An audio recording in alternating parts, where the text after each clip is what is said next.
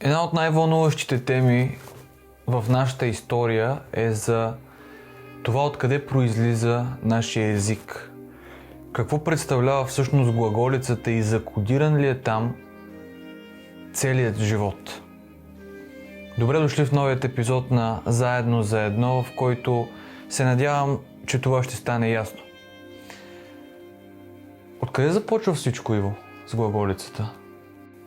Всички езици на Земята започват от един основен, бих казал образен език, който се нарича сензар или вселенски език, на който чисто визуално разговарят всички. Прехвърлен върху планетата Земя, най-напред можем да кажем, че е свързан с така наречените шумерски символи или знаци и в последствие тези знаци се трансформират или преминават в така наречената глаголица. Всъщност, защо в теория от когиталността говорим изобщо за глаголицата? Точно това ще да попитам. Къде е общото между нещо толкова на пръв поглед минало, прозаично и старо с това, което е сега? Значи, на първо място трябва да излезем от рамките на минало и бъдеще. Теория от когиталността вече коментирахме, че обяснява, че всичко е тук и сега. Нашите избори винаги са тук и сега и миналото и бъдещето се явяват една илюзия, която е променяема в зависимост от нашите избори. Това ще го уточним сигурно в някои от следващите издания, но глаголицата като такава разказва историята за проявяването на този свят, историята за сътворяването и за това каква е нашата роля при самото сътворение. Можем ли да кажем тогава, че от там започва всичко и всеки език, който познаваме ние днес, без значение дали е китайски, български, италиански, френски, има свържена частичка с глаголицата? Да, има. И тук могат да ни обвинят леко в шовинизъм, но така или иначе, погледнато от тази гледна точка, всъщност всички онея символи, с които сме обяснявали неща за това откъде сме произлезли, с кого сме свързани, по какъв начин, всичко онова, което коментираме, че ние сме и самия път, и източника, и самия живот, и силата стремяща се да ги ограничи и преодолее, всичко това е описано в самата глаголица. Всичко това е зададено като информация и когато ти изучаваш глаголицата, ти всъщност изучаваш историята на света, историята на създаването на холограмната част на света, която е човечеството, планетите и така нататък. От тази гледна точка глаголицата е изключително изпълнена, богата със съдържание. Не случайно богомилите на времето са изучавали тази история благодарение на самата глаголица. Самите символи в глаголицата, ако обърнете внимание, всеки символ носи своето послание. Как можем ние да се научим да разчитаме това послание? За всеки ли? По принцип то е за всеки, просто ние не сме го запазили в нашата история.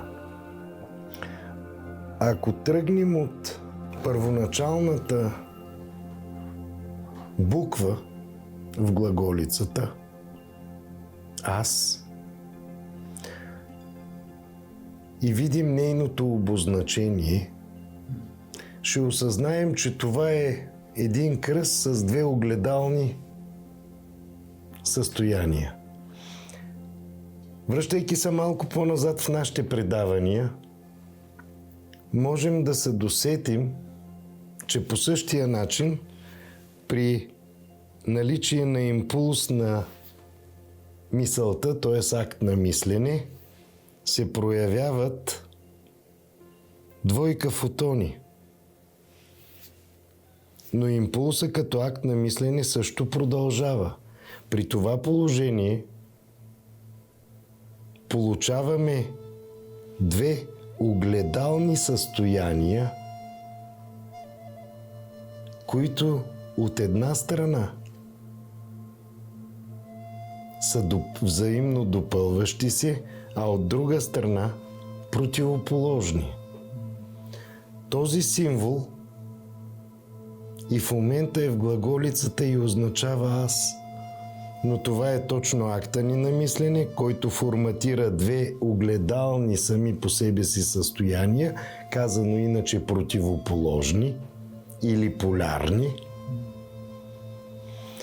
А самия импулс акт на мислене е това, което е. Тогава достигаме и до един следващ знак, знака на рода Дуло. Абсолютно по същия начин. Акт на мислене и двойка фотони, които се разделят, поставени в съответното ограничение. И че ние през цялото време говорим за това, че ние самите представляваме едно ограничение от общия триединен потенциал. Тоест рода Дуло, те са знаели за това цялото нещо? Абсолютно по същия начин. Техният основен бог е бог Тангра, така известен в историята. Но всъщност, ако се върнем леко назад в историята и го изкажем по начина, по който те самите са го изказвали, това е Тангра. Танг означава ограничената енергия, която ние сме приели. Анг е портала към енергийния свят или към вечния живот. А Ра е светлината, от която се проявяваме. Абсолютно същата теза засяга и Исус. Ето ще цитирам. Как засяга Исус същата теза? Ако ви попитат откъде произлизате, отговорете. Ние сме родени от светлината, там, където светлината се ражда от светлина. В импулса на потенциала, ако подадем високочестотен импулс, се проявяват двойка фотони. Тази двойка фотони е трептящ кръг, който създава нова двойка фотони и така до безкрай, където светлината се ражда от светлина. Тя остава себе си, т.е. светлината не променя своя характер. Тя остава пак светлина и се разкрива вътре в техния образ. В чий образ? Вътре в образа, който ние сме избрали да ограничим. Всъщност от теория от когителността ние ограничаваме общия потенциал до едно състояние затворено В един определен кадър? в един определен кадър, в едно определено разтягане на пространство-времето. И Как наричаме това определено разтягане на пространство-времето? Когато... Хиперсфера. Хиперсферата е доказана, тя съдържа едновременно три центъра с три координатни системи в един единствен миг и в едно единствено състояние, което доказва същата теза. Ако ви попитат кои сте, кажете, ние сме нейни деца, любимите на бащата, живия отец. Тоест, ние сме нейни деца на кого? На светлината, на Ра. Но кой е бащата тогава? Бащата е живия вече отец. А кой е живия отец? Всъщност този, който е вече проявения. И този прекрасен отговор се съдържа в Библията и просто не е разтълкуван. Защото по онова време, когато е написан, никой не познава холограмата, не знае от какво се проявява. Никой не допуска версията, че ние сме просто светлина. Затова ли в Библията отново се казва, че когато са тръгнали да търсят Исус, в един момент той е бил дърво, той е бил растение, не е бил на същото място, което е бил преди секунда. Освен това се е проявявал в единия случай като млад, а в другия случай като стар. Ако си зададем въпроса, можел ли е да бъде хванат Исус? При условие, че той може да променя своята форма. И хванат ли е тогава? Това е една тема, която наистина можем да разкажем. Ако ние сме бащата, живия отец, той за да съществува, какво е необходимо да прави? Избори. Точно така, но в същото време самия той трепти и вибрира, никога не е в покой, Винаги е в движение. за да съществува. И защото всичко се променя и нищо не е... Всичко се променя, освен първите 4 закона. Чудесно. И тогава това трептене на бащата, живия отец, който вече е проявен, какво предизвиква в потенциала? Предизвиква отново, казано на езика на физиката, двойка фотони. Точно така, а на езика на Библията, там където светлината се ражда от светлина.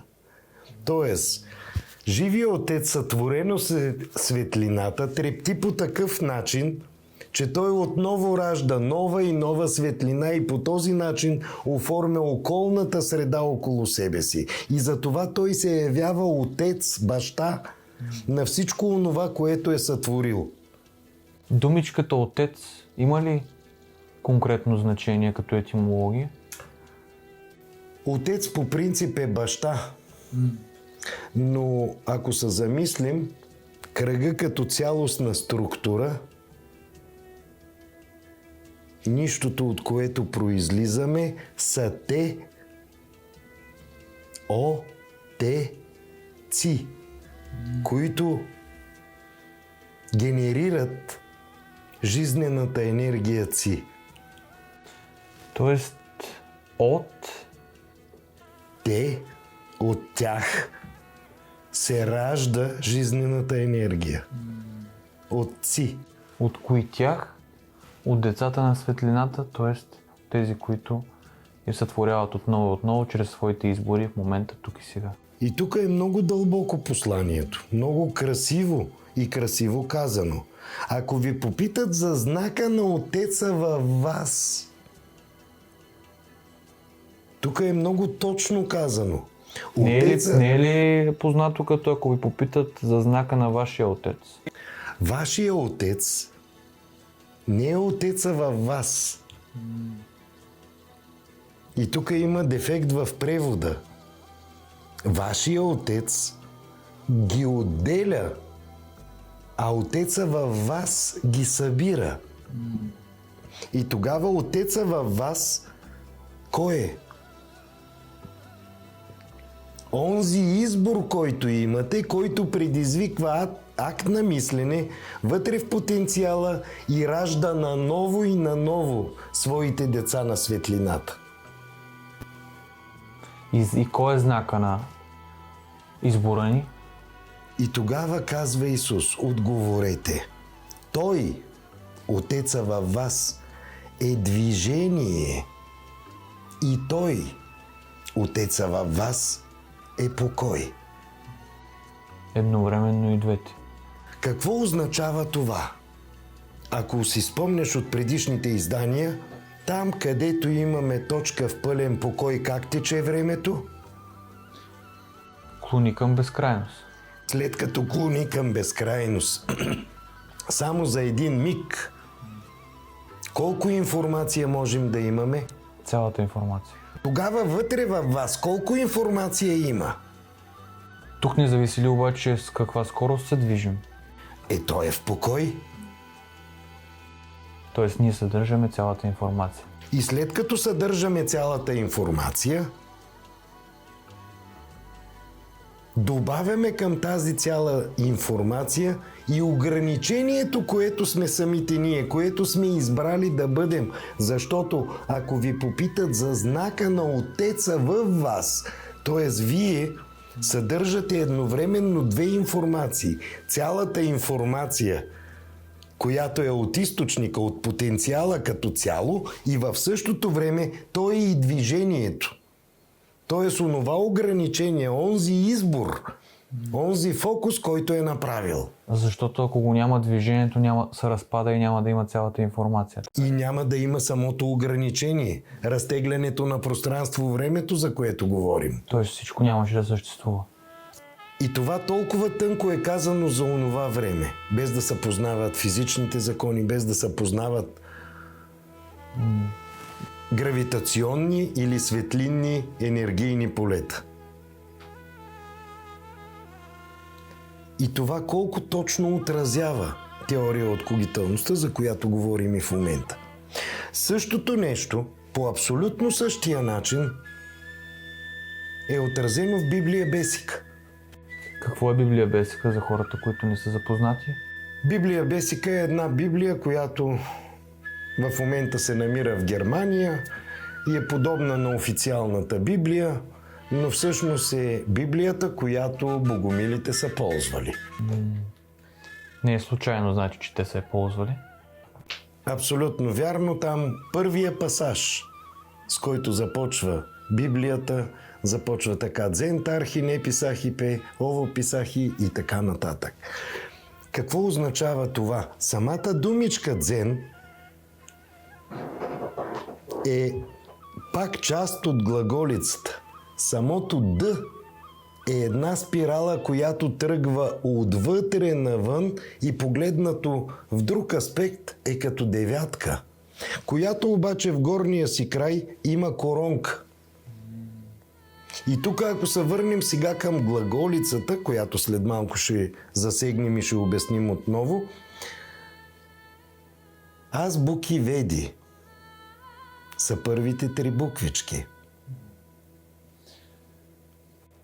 Само да кажеш какво означава думата дзен, преди да продължим с глаголицата. Добре, дзен идва от...